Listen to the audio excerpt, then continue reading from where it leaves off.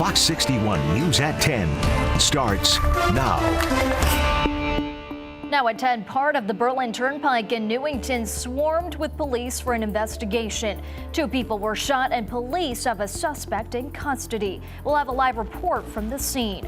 Plus, Election Day just 2 days away. What's on the ballot for certain districts and why Connecticut does not have early voting. A historic church in Woodbury getting a major makeover. The changes made to the steeple and what the renovations mean for its church members. And no winning tickets Saturday means an even larger Powerball jackpot, what it's now grown to ahead of Monday night's drawing. The Fox 61 News at 10 starts right now. We begin with breaking news out of Newington, where police are surrounding part of the Berlin Turnpike. Good evening and thanks for joining us. I'm Carmen Chow. Details remain limited and we are still gathering more information from police, but we want to get right out to Fox 61's Tony Black, who joins us live in Newington. Tony, what are you seeing? Yeah, Carmen, still a very heavy police presence here along the Berlin Turnpike in Newington, where we just learned that 2 employees of the O'Reilly Auto Parts there were shot just before 6 o'clock today. We're told a male and a female were taken to Hartford Hospital. Their conditions are not known right now. Now, the Newington Police Department tells us a male suspect was taken into custody about an hour ago, and his arrest was made just a couple streets over from where we are after neighbors called to report a suspicious person. Police do not believed he was armed at the time of that arrest. Now, as I mentioned, parts of southbound lanes here in the Berlin Turnpike are still closed as police investigate inside that store over there. Now, they activated the Blue Plan, which brought in officers from Hartford, West Hartford, Bristol, Berlin, and state police to investigate. They say more information will be available to us as they develop and learn more about that, and we'll bring that to you on air and at fox61.com. Live in Newington, Tony Black, Fox 61 News. All right, keep us updated. Thank you, Tony. New tonight, there were 3 fatal car crashes in just the last 2 days throughout the state. In Meriden early this morning, a woman was killed on Route 15 when a car moved to avoid a crash.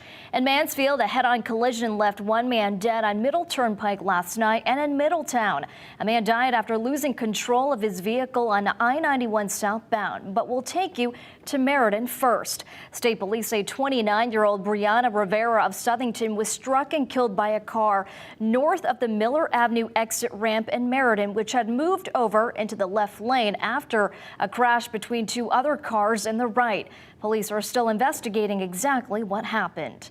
And in Mansfield, Roy Herslake of Bloomfield was driving westbound on Route 44 when a car driving eastbound struck them head-on. Another car that was driving behind Herslake collided with them as a result. Herslake died on the scene. And in Middletown, 2 cars were driving southbound just past exit 21 on I-91 late last night. State police say Patrick ROKU, a man from New York, lost control of his vehicle and hit a car he was driving next to. ROKU's car swerved right and he ended up in a grass embankment. He was pronounced dead at the hospital later that night. We begin on the Weather Watch tonight. Another very warm day on our hands, and these temperatures will be continuing tomorrow before it starts feeling like fall again. Let's toss it over to meteorologist Ryan Breton. Ryan, I hope you enjoyed your extra hour of sleep. I did, and it turned into an extra hour of being able to get outside today, too, before work, because I woke up at the same time, Carmen. Hi, everybody. 76, the high temperature in Hartford and Windsor Locks today, 74 in New Haven. What a great day. There wasn't much sun, but it was really warm, which just speaks to how warm this air mass is. And even at 10:04 at night, it is still 68 in Hartford, 67 in New Haven, 63 in Torrington, and 64 degrees right now in Chester. A couple of little sprinkles coming into western Connecticut right now around Danbury over to Newtown. Nothing too heavy at the moment, but there are some showers with a front to our northwest. So a couple of showers may come through later tonight toward dawn tomorrow. And we're likely to start out with a cloudy sky around sunrise, but watch how quickly these clouds move out. Tomorrow turns into a sunny and one more warm day. So these are the low temperatures tonight. Yes, the low temperatures, 60s, a warm, muggy feel, very unusual for this time of the year. And then tomorrow we'll have high temperatures in the lower to mid 70s, but this is pretty much the last dance. Cooler weather returns for Election Day, and I'll be back to talk more about that coming up in just a few minutes.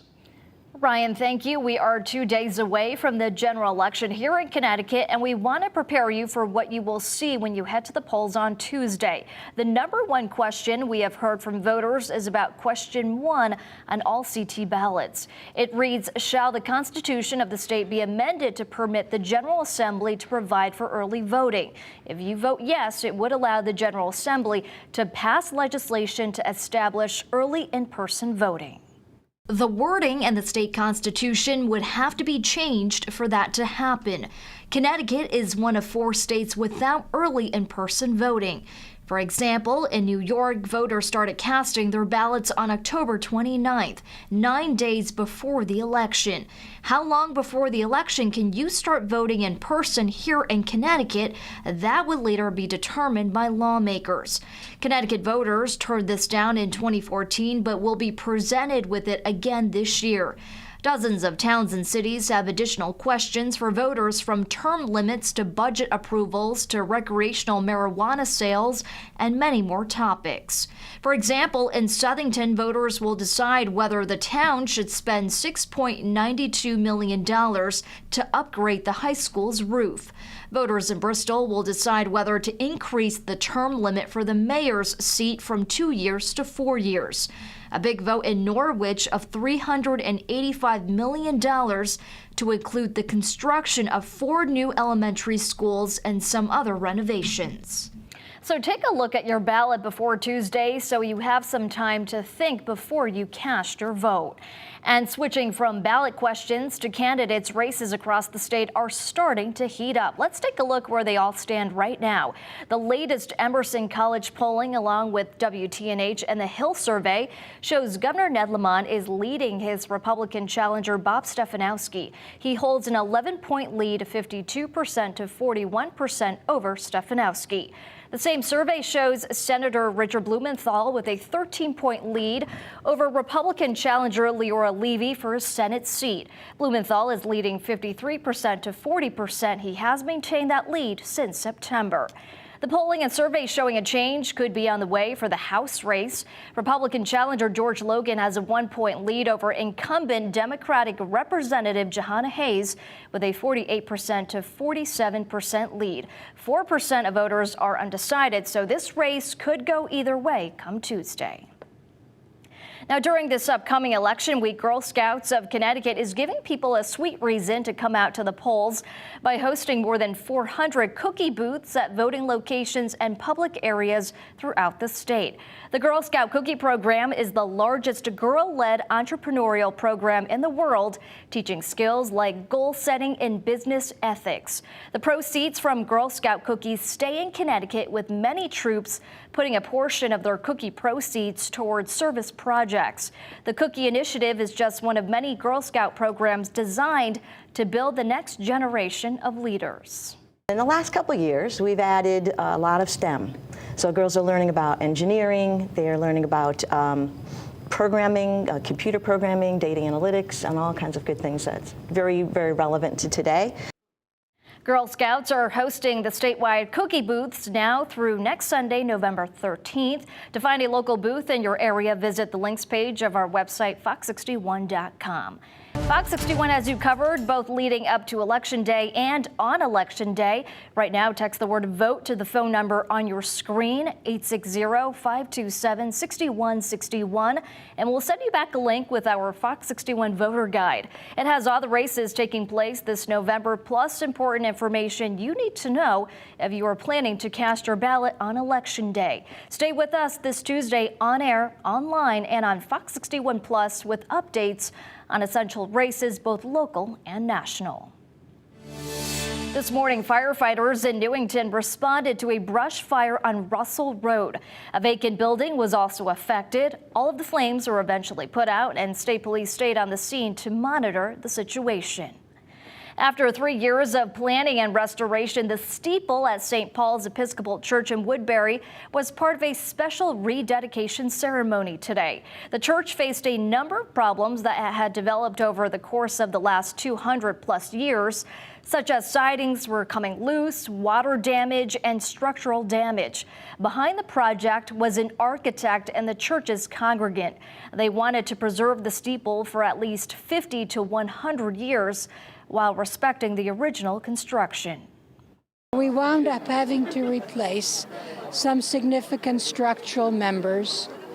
We also discovered that the bell was improperly supported, and that bell weighs probably close to a ton.